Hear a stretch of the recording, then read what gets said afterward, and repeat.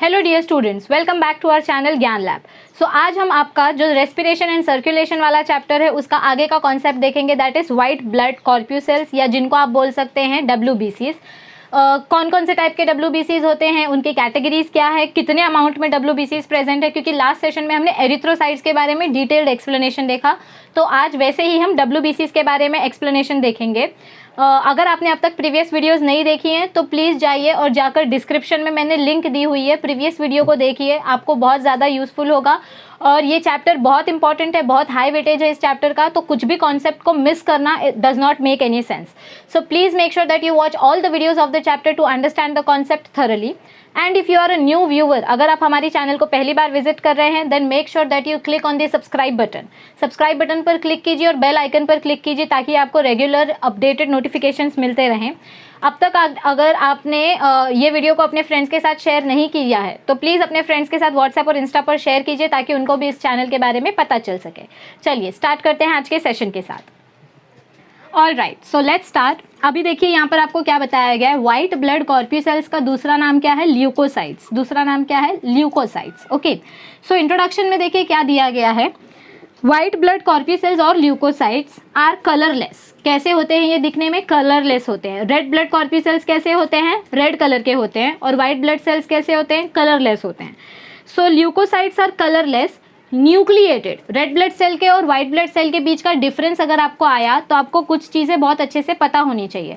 Red blood cell दिखने में red colour के होते हैं, व्हाइट ब्लड सेल दिखने में कलरलेस होते हैं। रेड ब्लड सेल के पास न्यूक्लियस नहीं होता है except for camels and llamas, और व्हाइट ब्लड सेल्स के पास न्यूक्लियस होता है, इसीलिए व्हाइट ब्लड सेल्स को हम बोलते हैं न्यूक्लिएटेड। क्या बोलते हैं हम व्हाइट ब्लड सेल्स को, nucleated. And amoeboid cells larger than RBCs.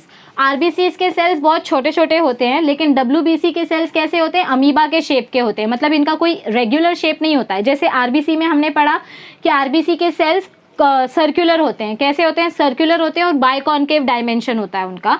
लेकिन WBCs के सेल्स कैसे होते हैं, इरेगुलर, अमीबा के जैसे होते हैं, मतलब इनका कोई फिक्स्ड शेप नहीं होता है। And they are larger than RBC. तो आपका 2 पॉइंट आराम से आपको डिफ्रेंसिएशन में मिल सकता है अगर आपको आरबीसी और WBC के बीच का डिस्टिंग्विश पूछा गया है तो। Okay, so WBCs are colourless, nucleated and amoeboid cells which are larger than RBCs. Due to their amoeboid movement, मतलब ये जो WBC होते हैं ये अमीबा के शेप के होते हैं। अमीबा मतलब कैसा दिखाई देता है, अमीबा कुछ इस तरीके से दिखाई देता है। सो अमीबा का शेप और स्ट्रक्चर होने के वजह से ये WBC कहीं भी आसानी से घूम सकते हैं। क्या बोला मैंने, अमीबा का जैसा शेप होने की वजह से, मतलब इनका कोई पर्टिकुलर शेप नहीं होता है। सिंपल एग्जांपल दूं तो कैट, आपने देखा होगा कैट पतली से पतली जगह से भी निकल जाती है क्योंकि उसकी बॉडी में ज़्यादा बोन्स नहीं होते हैं। उसी तरीके से अमीबा जो है, ये अमीबा किसी भी सेल के अंदर से घुस के कहीं से भी निकल सकता है क्योंकि ये मतलब एकदम फ्लैट, एकदम पतला, एकदम थिन होता है। Okay, so due to their amoeboid movement they can move out of the capillary walls by a process called diapedesis। और इसी वजह से हम क्या देखते हैं कि आपके बॉडी में जो ब्लड कैपिलरीज हैं वो ब्लड कैपिलरीज के बीच में से, मतलब समझो यहाँ से कोई WBC एंटर कर रहा है और वो WBC आराम से यहाँ से बाहर आ जा रहा है, मतलब इसको कोई ब्लॉकेज नहीं हो रहा है। एकदम एकदम एकदम एकदम माइन्यूट ओपनिंग या माइन्यूट पोर होगा, छोटी सी जगह होगी ना, वहाँ से भी WBC ट्रैवल कर सकता है। सो उस मूवमेंट को, मतलब अमीबा की जैसा शेप होने के वजह से हमारा WBC आसानी से मूव हो पा रहा है, और उस मूवमेंट को हम बोलते हैं डायपेडिसिस। क्या बोलते हैं हम, डायपेडिसिस। ये हर साल बोर्ड में 1 मार्क्स के लिए डेफिनेशन पूछा जाता है, डिफाइन डायपेडिसिस या what is diapedesis. So amoeboid movement of leucocytes through blood capillaries is known as diapedesis. Please इसको मार्क करो। डायपेडिसिस मतलब क्या होता है, किसी भी ब्लड कैपिलरी से कहीं से भी सटक के निकल जाना, मतलब आराम से मूव होके निकल जाना। Okay, so capillary walls by a process called diapedesis. A normal adult has, RBC में कितना नॉर्मल अडल्ट में होता है, मिलियंस में होता है। और WBC कैसे होते हैं, अ normal adult has on an average 5000 to 11,000 WBC पर mm³ ऑफ ब्लड। मतलब अगर मैं 1 ड्रॉप ब्लड की बात करूं, 1 ड्रॉप से भी कम। ओके, सो कितने WBCs का नॉर्मल रेंज हमको बताया गया है, 5000 to 11,000 WBCs। कितने, 5000 to 11,000 WBCs। अगर समझो WBC का काउंट कम हो गया, अगर WBCs का काउंट कम हो गया, जैसे जब आपको टाइफॉइड हो जाता है या TB की बीमारी हो जाती है, तो अचानक से बॉडी वीक हो जाती है, क्योंकि WBC को हम क्या बोलते हैं, बॉडी के फाइटर सेल्स बोलते हैं। क्या बोलते हैं हम WBC के, बॉडी को फाइटर सेल्स बोलते हैं। सो अचानक से अगर ये फाइटर सेल्स कम हो जाएंगे तो आप एकदम वीक हो जाओगे, एकदम थकने लगोगे, आपकी बॉडी जल्दी बीमार हो जाती है। सो जब बॉडी बीमार होती है तो WBC का काउंट नीचे चला जाता है। So decrease in the count of WBC that is less than 4000। अगर 4000 से कम नंबर हो गया, मिनिमम 5000 रहना चाहिए, लेकिन 4000 से नीचे चला गया अगर WBC का काउंट, तो उस सिचुएशन को हम बोलते हैं ल्यूकोपीनिया। क्या बोलते हैं हम उस सिचुएशन को? Leukopenia. Decrease in the number of WBCs। Common in HIV, AIDS and TB patients. आपको एक क्वेश्चन पूछ रही हूँ मैं, इसका आंसर आप कमेंट सेक्शन में मेंशन करेंगे कि अगर RBC का काउंट कम हो जाता है तो उसको क्या बोलते हैं, और RBC का काउंट बढ़ जाता है तो उसको क्या बोलते हैं। दो ही क्वेश्चन पूछा है मैंने। Decrease in RBC is known as what and increase in RBC is known as what. Last session में हमने बहुत अच्छे से ये देखा है, आपके टेक्स्ट बुक में आंसर दिया गया है। Please make sure to answer this question. क्या पूछा मैंने? RBC का काउंट, रेड ब्लड सेल का काउंट अगर नीचे चला जाएगा तो उस सिचुएशन को क्या बोलेंगे, और अगर रेड ब्लड सेल का काउंट बढ़ जाएगा तो उस सिचुएशन को क्या बोलेंगे। सो वो आपको आंसर करना है। फिलहाल WBC का हम देखते हैं। अगर WBC, white blood sales, body के फाइटर सेल्स अगर कम हो जाएंगे तो उस सिचुएशन को, उस कंडीशन को हम बोलते हैं ल्यूकोपीनिया। क्या बोलते हैं हम उसको? Leucopenia. And it is common in diseases when you are suffering from HIV, AIDS and TB patients और those exposed to radiation shock etc. मतलब जब आप किसी शॉक या किसी इलेक्ट्रिक शॉक या किसी इलेक्ट्रिक रेडिएशन से एक्सपोज हो जाते हो तो अचानक से आपके बॉडी के सेल्स डैमेज हो जाते हैं, या आपको TB हुआ है, HIV या AIDS हुआ है, तब उस कंडीशन में भी आपके WBCs नीचे चले जाते हैं। Temporary increase in the number of WBCs is called as leukocytosis. अगर समझो थोड़े टाइम के लिए आपके बॉडी के WBCs एकदम से ज़्यादा बढ़ गए हैं तो उसको हम बोलेंगे ल्यूकोसाइटोसिस।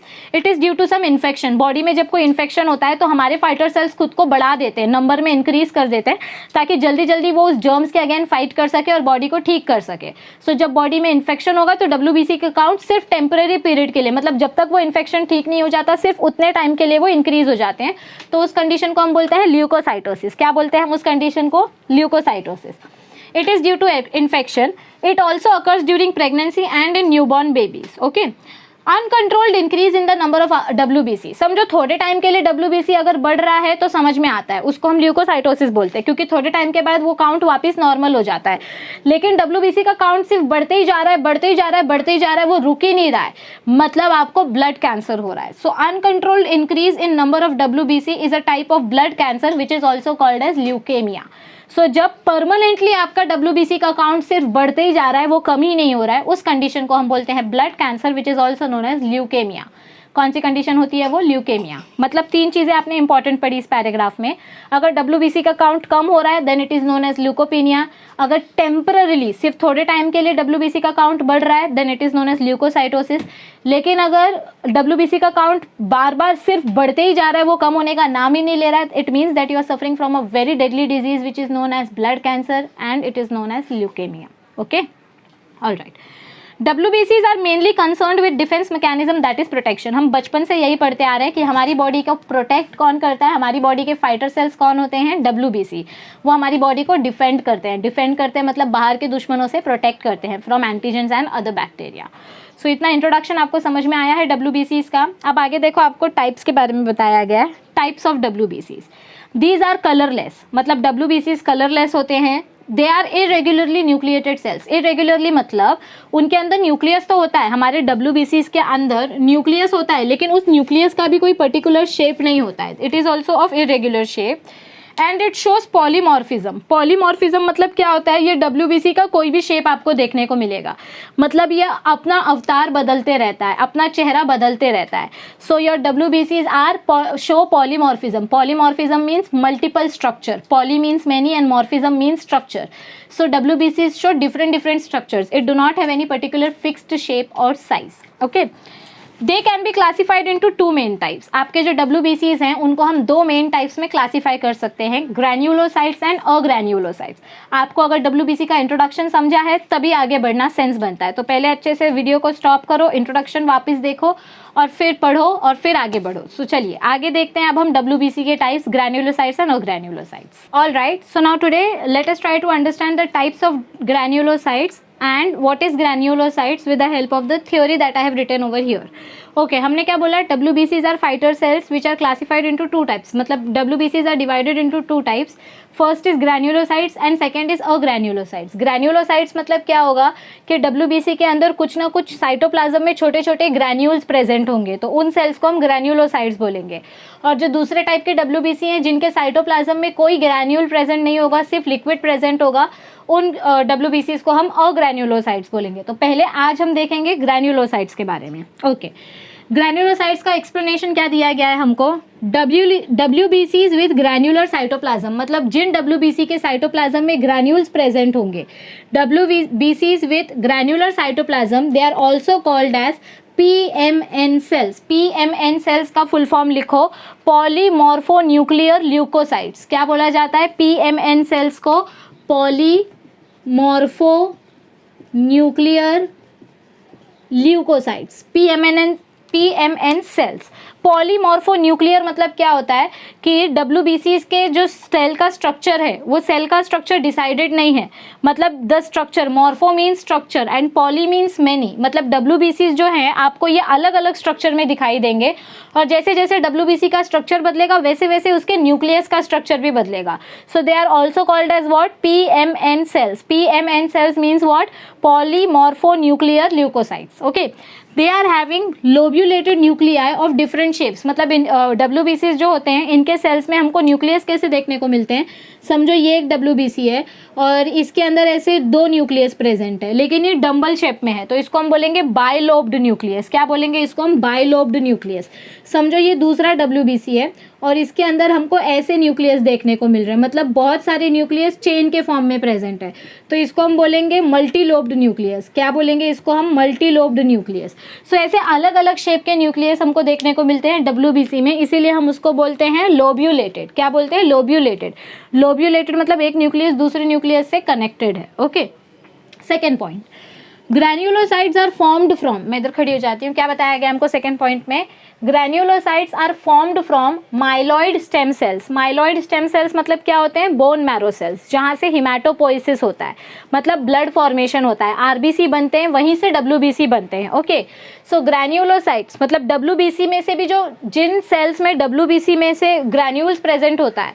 WBC दो टाइप का है, एक जिनमें ग्रैन्यूल्स प्रेजेंट हैं साइटोप्लाज्म में, और एक जिनमें ग्रैन्यूल्स प्रेजेंट नहीं है. ग्रैन्यूल मतलब छोटे छोटे छोटे छोटे सेल्स. ओके, सो जो ग्रैन्यूल वाले WBC है मतलब ग्रैन्युलोसाइट्स, ये कहाँ पर बनते हैं? जहाँ पर एरिथ्रोसाइट्स बनते हैं, मतलब जहाँ RBC बनते हैं, in myeloid stem cells. And once formed, और एक बार जब ये ग्रैन्युलोसाइट्स बन जाते हैं तो उसके बाद उसका फर्दर डिवीजन नहीं होता है. मतलब these WBCs can not reproduce on their own, they do not show any type of cell reproduction. Okay, next point, total जो ग्रैन्युलोसाइट्स हैं it consist about 72% of total WBC. मतलब आपका जो WBC 100% है उसमें से ग्रैन्युलोसाइट 72% है और अग्रैन्युलोसाइट्स 28% है. ओके, सो ग्रैन्यूल वाले WBCs कितने परसेंट प्रेजेंट है? 72% total of total WBCs. And granules are secretory vesicles. ये जो ग्रैन्यूल्स होते हैं ना, मतलब समझो ऐसा आपका ये WBC है, ये आपका न्यूक्लियस है और इसके अंदर ऐसे छोटे छोटे ग्रैन्यूल्स प्रेजेंट है, छोटे छोटे फाइन पार्टिकल्स प्रेजेंट है. ये ग्रैन्यूल्स का क्या काम होता है? They are secretory vesicles. Secretory vesicles मतलब क्या होते हैं? इनके अंदर कोई ना कोई लिक्विड भरा हुआ होता है. So they are secretory vesicles containing various secretions, enzymes etcetera. मतलब ये जो छोटे छोटे ग्रैन्यूल्स है ब्लैक कलर के डॉट डॉट, इनके अंदर कोई ना कोई एंजाइम या कोई ना कोई फ्लूइड भरा होगा जो सेल को आगे डिफेंस करने में या प्रोटेक्शन करने में हेल्प आएगा. इसीलिए ग्रैन्युलोसाइट्स का इतना ज़्यादा क्वांटिटी है. Okay, depending upon staining property. अभी मतलब जब आपको देखना होता है कि WBC और RBC को अगर अलग अलग देखना है तो हमने क्या बोला? WBC कलरलेस होता है. WBC कैसा होता है? कलरलेस होता है, वाइट कलर का होता है. तो आप माइक्रोस्कोप के नीचे उसको रखोगे तो कुछ दिखाई नहीं देगा, तो हमको उस WBC को कलर डालना पड़ेगा, मतलब उसको कलर से रंगना पड़ेगा, तब पता चलेगा कि WBC इसमें है कि नहीं है. नहीं तो पानी को भी हम WBC समझेंगे. सो इसीलिए हम क्या करते हैं, जब भी हम WBCs को काउंट करते हैं तो पहले हम उसको स्टेन करते हैं. स्टेन करना मतलब उसमें कलर ऐड करना. आपने 11th स्टैंडर्ड में पढ़ा था Gram staining technique for Gram positive and Gram negative bacteria. So depending upon staining property, मतलब आपका जो ग्रैन्युलोसाइट है वो कौन से कलर एक्सेप्ट कर रहा है, of the granules they are classified as, 3 अलग अलग टाइप के स्टेन्स होते हैं, मतलब 3 अलग अलग टाइप के कलर्स होते हैं, या जिनको आप डाइज बोल सकते हैं, DYES डाइज। 3 अलग अलग टाइप के स्टेन्स होते हैं जो हमारा WBC एब्जॉर्ब करता है। तो वो 3 अलग अलग टाइप के स्टेन्स कौन से होते हैं? एक न्यूट्रल डाई होती है, एक बेसिक डाई होती है, मतलब जिसका pH बेसिक होता है, और एक एसिडिक डाई होती है। ओके, सो तीनों मतलब कौन सा कलर हमारा ग्रैन्युलोसाइट एक्सेप्ट कर रहा है, उसके बेसिस पे ग्रैन्युलोसाइट्स को हमने 3 अलग अलग कैटेगरीज में क्लासिफाई किया है, न्यूट्रोफिल्स, बेसोफिल्स एंड एसिडोफिल्स या इओसिनोफिल्स। सो एक एक करके हम तीनों को समझने की कोशिश करते हैं। सबसे पहले हम देखेंगे न्यूट्रोफिल्स। न्यूट्रोफिल्स मतलब क्या होता है? जो न्यूट्रल डाई एक्सेप्ट करेगा, मतलब जिसका pH न्यूट्रल होना चाहिए। सो सी फाइन ग्रैन्यूल्स। फाइन ग्रैन्यूल्स मतलब क्या होते हैं? एकदम छोटे छोटे ग्रैन्यूल्स जो बहुत ज़्यादा नंबर में प्रेजेंट हैं। न्यूट्रोफिल्स का प्रॉपर्टी देखो, हाँ, क्योंकि आपको न्यूट्रोफिल्स, बेसोफिल्स और इओसिनोफिल्स के बीच का डिस्टिंग्विश पूछा जा सकता है एग्जाम में, तो तीनों को अच्छे से समझो। और यही रीज़न है मैंने ये लिख कर आपको बताया, मैंने थ्योरी फोटो से नहीं बताई है। ओके, सो न्यूट्रोफिल्स का क्या बोला गया है हमको? Fine granules are present. Fine means very small granules are present and they are large in number. Large in number मतलब बहुत ज़्यादा अमाउंट में ये ग्रैन्यूल्स प्रेजेंट है। Okay, evenly distributed and stained with neutral stains. और ये जो granules है ये किसी एक ही जगह पर नहीं है, नहीं तो कभी कभी क्या होता है सिर्फ एक ही जगह पे बहुत सारे ग्रैन्यूल्स प्रेजेंट होते हैं, नहीं, they are evenly distributed. Evenly distributed मतलब पूरे WBC में ये ग्रैन्यूल्स फैले हुए हैं और पूरे ग्रैन्यूल्स स्टेन को एब्जॉर्ब करते हैं। ओके, सो कौन सी स्टेन को ये एब्जॉर्ब करते हैं? Neutral stand. जिस स्टेन का, जिस कलर का pH न्यूट्रल होगा उसको ये एब्जॉर्ब करेंगे। ओके, 70% ऑफ टोटल WBC जो ग्रैन्युलोसाइट्स है, हमने क्या बोला? टोटल WBC 2 पार्ट में डिवाइडेड है, ग्रैन्युलोसाइट्स और अग्रैन्युलोसाइट्स में। उसमें से भी मतलब ग्रैन्युलोसाइट्स जो है वो 72% है, तो ये 72% में से भी 70% कौन से वाले ग्रैन्युलोसाइट्स हैं? न्यूट्रोफिल्स। ये 72% में से भी 70% कौन से ग्रैन्युलोसाइट्स हैं? Neutrophils. So 70% of the total WBCs it is spherical in shape. Neutrophils कैसे होते हैं? स्पेरिकल, राउंड शेप के होते हैं। आपकी टेक्स्ट बुक में दिया है डायग्राम, देखो, they are spherical in shape with multilobed, मतलब इनके अंदर कितने न्यूक्लियस होंगे? ऐसे 2 to 7 के रेंज में इनके अंदर न्यूक्लियस होंगे। कितने न्यूक्लियस प्रेजेंट होंगे? 2 to 7 nucleus. Able to perform amoeboid movement. क्या बोला गया हमको यहाँ पर? ये जो न्यूट्रोफिल्स होते हैं ये कैसे मूव होते हैं? With the help of डायापेडिसिस। डायापेडिसिस मतलब क्या होता है? ब्लड कैपिलरीज के अंदर से कैसे भी मूव होके निकल जाना। So they are able to perform amoeboid movement and phagocytosis. Phagocytosis मतलब क्या होता है? Destroying pathogens by engulfing. जब भी आपकी बॉडी में कोई पैथोजन जाएगा तो उस पैथोजन को हमारा ये न्यूट्रोफिल क्या करेगा? डायरेक्ट निगल लेगा, एनगल्फ कर लेगा। सो हमारा न्यूट्रोफिल का इंपॉर्टेंट फंक्शन क्या है? They do phagocytosis. एंड पस is the mixture of dead neutrophils, damaged tissues and dead microbes. और फाइनली आपकी बॉडी में जब वो बैक्टीरिया घुसा तो आपके न्यूट्रोफिल ने उस बैक्टीरिया को खा लिया, खत्म कर दिया। तो अब ये जो डेड बैक्टीरिया है, डेड ऑर्गेनिज्म है और जितना भी डैमेज टिश्यू है वो लिक्विड के फॉर्म में पस बन जाता है। पस मतलब जो येलो कलर का फ्लूइड निकलता है ना, जब आपको कहीं चोट लग जाती है, पक जाता है, सो उसको हम पस बोलते हैं। क्या बोलते हैं? पस। आपको डेफिनेशन आ सकता है, व्हाट इज पस? It is a mixture of dead neutrophils, मतलब उसके अंदर सारे जो डेड न्यूट्रोफिल्स होते हैं, क्योंकि अचानक से एसिडिक कंडीशन बढ़ जाता है, damage tissues and dead microorganisms. So did you understand properly about the neutrophils? Let's move on to basophils. अब बेसोफिल्स के बारे में क्या बताया जा रहा है? ध्यान से देखो, आपको डिस्टिंग्विश करना है न्यूट्रोफिल्स, बेसोफिल्स और एसिडोफिल्स के बीच में। ओके, सबसे पहले तो बेसोफिल का दूसरा नाम क्या है? साइनोफिल्स। साइनो मतलब क्या होता है? Blue colour. साइनो मतलब क्या होता है? Cyanide, blue colour. Okay, so basophils are also known as साइनोफिल्स।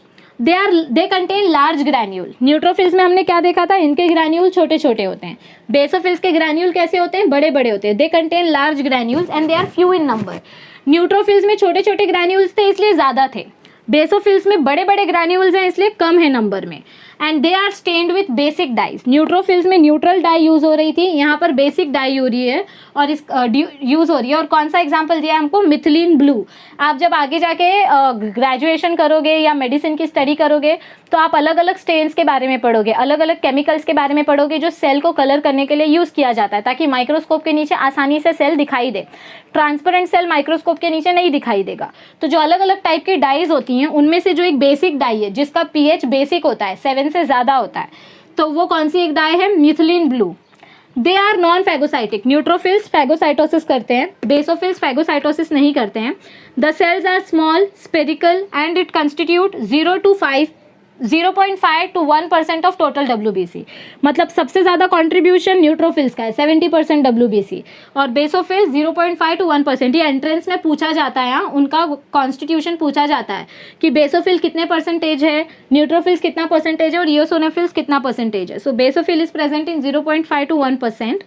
Nucleus is twisted. Basophils का न्यूक्लियस कैसा होगा, मतलब इमेजिन करो ऐसा आपको सेल देखने को मिलेगा और ऐसा ट्विस्टेड न्यूक्लियस देखने को मिलेगा, एक दूसरे से बाइंड किया हुआ DNA के जैसा। Okay, these are found in infected and allergic conditions only. आपको बेसोफिल्स कब देखने को मिलेंगे आपकी बॉडी में, जब आपकी बॉडी को कुछ सीवियर इन्फेक्शन हुआ है या फिर एलर्जिक कंडीशन में, धूल मिट्टी के वजह से या कुछ खाने के वजह से जब बॉडी में एलर्जी हो जाती है, तो उस कंडीशन में ही आपको बेसोफिल्स मतलब आपकी बॉडी के बेसोफिल्स एक्टिव होंगे। Okay, all right. Basophils secrete heparin. देखो बेसोफिल्स बहुत इंपॉर्टेंट सेक्रीशन सेक्रीट करते हैं, क्योंकि हमने पहले ही बोला ग्रैन्यूल्स क्या है, ग्रैन्यूल्स आर सेक्रेटरी वेसिकल्स जिनके अंदर से अलग अलग केमिकल और एंजाइम्स निकलते हैं। सो बेसोफिल्स क्या प्रोड्यूस करते हैं, दे सेक्रीट हिपैरिन। हिपैरिन क्या करता है, ब्लड क्लॉटिंग को खोलने का काम करता है। हिस्टामिन, हिस्टामिन क्या करता है, कहीं पर भी अगर आपका ब्लड वेसल इन्फेक्शन के वजह से सूज गया है तो उसको थोड़ा सा वो नॉर्मल शेप में लेके आएगा, मतलब एलर्जिक कंडीशन में हिस्टामिन रिलीज होता है। एंड सीरोटोनिन, सीरोटोनिन क्या करता है, आपकी बॉडी को फ्रेश फील कराता है। मतलब आपको जब आप सुबह सुबह उठते हो तो आपके बॉडी के अंदर कौन सा हार्मोन सबसे ज्यादा अमाउंट में होता है, serotonin, because it is a freshness hormone. Okay, so this was about basophil. I hope you understood everything. Okay, now next comes the last type of granulocytes, eosinophils, जिसका दूसरा नाम है acidophil.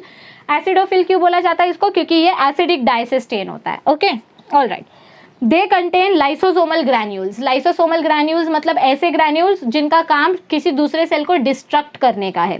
So they contain lysosomal granules stained red. कौन से colour का, ये इयोसिनोफिल्स कौन से कलर के सेल्स दिखाता है हमको, रेड कलर के, क्योंकि ये एसिडिक स्टेन यूज होता है, जैसे कि इयोसिन। ब्लू कलर का स्टेन कौन सा है, मिथिलीन ब्लू, और इयोसिनोफिल में कौन सा स्टेन यूज हो रहा है, eosin. Okay, they constitute about 1 to 3%। देखो न्यूट्रोफिल का कंस्टिट्यूशन है 70%, बेसोफिल का कंस्टिट्यूशन है 0.5% और इयोसिनोफिल का कंस्टिट्यूशन है 1 to 3%। Total WBCs, bilobed nucleus, इनका न्यूक्लियस कैसे होगा, ऐसा। इयोसिनोफिल का न्यूक्लियस ऐसा देखने को मिलेगा आपको, बायोलोब्ड। ये न्यूट्रोफिल्स का और ये बेसोफिल्स का। See, this is for eosinophil, this is for neutrophil and this is for basophils. Okay, all right, so they contain bilobed nucleus. They destroy antigen antibody complex by phagocytosis। आपकी body में जब कोई infection होता है, जब कोई bacteria जाता है तो आपकी बॉडी में एंटीजन और एंटीबॉडी का कॉम्प्लेक्स बन जाता है। मतलब एंटीजन को मारने के लिए हमारी बॉडी एंटीबॉडी प्रोड्यूस करती है, और उस एंटीजन और एंटीबॉडी का काम जब खत्म हो जाता है तो उनके जो कॉम्प्लेक्स जो बना है उस कॉम्प्लेक्स को तोड़ने का काम होता है इयोसिनोफिल का। किसका काम होता है, इयोसिनोफिल का, because it is acidic in nature. So they break antigen antibody complex by phagocytosis. Their number increases, इसका मतलब क्या है, नंबर, ये जो NO डॉट लिखा है मैंने इसका मतलब number. So their number increases in allergic condition. Eosinophils कब बॉडी में इंक्रीज होंगे, एलर्जी जब होती है तब बॉडी में इयोसिनोफिल बहुत ज़्यादा बढ़ जाते हैं। Their number increases in allergic condition and they show anti histaminic property. ये कौन सी प्रॉपर्टी हमको दिखाएंगे, एंटी हिस्टमिक प्रॉपर्टी। मतलब बॉडी में जब एलर्जी प्रोड्यूस होगी तो हिस्टामिन रिलीज होगा। क्या रिलीज होगा, हिस्टामिन रिलीज होगा, और उस एलर्जी को खत्म करने के लिए एंटी हिस्टामिन रिलीज होगा। Okay, they are also used as detoxification, मतलब ये डिटॉक्सिफिकेशन करने के लिए भी रिस्पॉन्सिबल है। As they produce antitoxins. Antitoxin मतलब क्या होता है, आपकी बॉडी में पहले से अगर कोई केमिकल है जैसे एंटीजन एंटीबॉडी का कॉम्प्लेक्स, तो उस केमिकल को तोड़ने के लिए उसका अगेंस्ट वाला toxin, antitoxin is produced by eosinophils. तो बॉडी में जो आप दवा वगैरह खाते हो, कभी कभी दवा का साइड इफेक्ट ना हो इसलिए इयोसिनोफिल्स प्रोड्यूस होते हैं, जो आपके बॉडी के ऑलरेडी टॉक्सिन प्रोडक्ट को डिस्ट्रॉय कर देते हैं with the help of phagocytosis. So this was about granulocytes and this was about WBC and granulocytes. I hope आपको WBC का इंट्रोडक्शन अच्छे से समझ में आया है। Increase in WBC is known as what, decrease in WBC is known as what, leukemia के बारे में। और WBC की जो दो टाइप्स है, ग्रैन्युलोसाइट्स एंड अग्रैन्युलोसाइट्स, उसमें से हमने आज ग्रैन्युलोसाइट्स का टॉपिक कवर किया है। आई होप आपको ये थ्योरी हेल्पफुल थी। मैंने लिखा इसलिए ताकि आप इसको शॉर्ट फॉर्म में नोट्स बनाकर लिख सके और आप बाय हार्ट कर सके। और ग्रैन्युलोसाइट्स को हम नेक्स्ट सेशन में कंटिन्यू करेंगे, क्योंकि ये सेशन का इतना टॉपिक बहुत ज़्यादा है। So it is very important that you understand everything clearly. And जो क्वेश्चन मैंने पूछा था कि आरबीसीज जब बढ़ जाते हैं तो उस कंडीशन को हम क्या बोलते हैं, और आरबीसीज जब कम हो जाते हैं तो उस कंडीशन को क्या बोलते हैं, मेक श्योर आप उसको कमेंट सेक्शन में कमेंट करके बताएं। लेट्स सी किसको आंसर आता है, किसको नहीं आता है। जिसको आता है वो बिना देखे, बिना कॉपी किए, बिना चीट किए आंसर करेगा, और जिसको नहीं आता है तो वो टेक्स्ट बुक में देखो और फिर लिखो। आपका स्पेलिंग टेस्ट भी हो जाएगा, सही स्पेलिंग लिख रहे हो कि नहीं लिख रहे हो। वीडियो अच्छी लगी है तो लाइक बटन पर क्लिक कर देना। अपने फ्रेंड्स के साथ जितना हो सके उतना इस वीडियो को शेयर कीजिए, school group, classes group, college group में, और अपने व्हाट्सएप और इंस्टा स्टेटस पर भी आप इसको शेयर कर सकते हैं ताकि वो लोग अवेयर हो सके। अब तक अगर आपने चैनल को सब्सक्राइब नहीं किया है तो सब्सक्राइब बटन पर दबाइए और बने रहिए हमारी चैनल के साथ ताकि हम आपको आगे के वीडियोस अपडेट कर सकें। Thank you, stay tuned, see you soon.